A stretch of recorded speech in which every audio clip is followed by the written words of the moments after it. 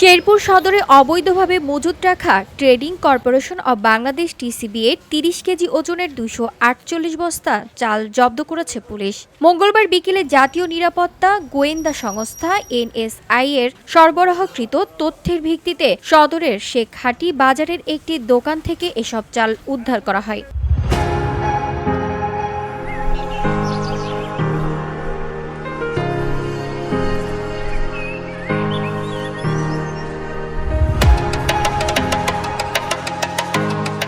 এ সময় টিসিবির ডিলার নজরুল ইসলামকে আটক করা হয়।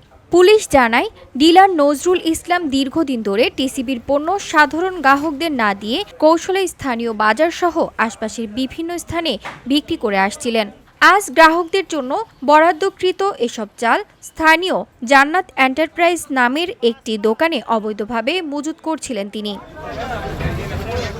এনএসআই থেকে পাওয়া গোপন তথ্যের ভিত্তিতে উপজেলা প্রশাসন ও পুলিশ যৌথভাবে অভিযান পরিচালনা করে। অভিযানে ৩০ কেজি করে মোট ২৪৮ বস্তায় ৭,৪৪০ কেজি অর্থাৎ প্রায় ৭.৫ টন টিসিবির চাল জব্দ করা হয়। একই সঙ্গে আটক করা হয় ডিলার নজরুল ইসলামকে। VOD Bangla news desk.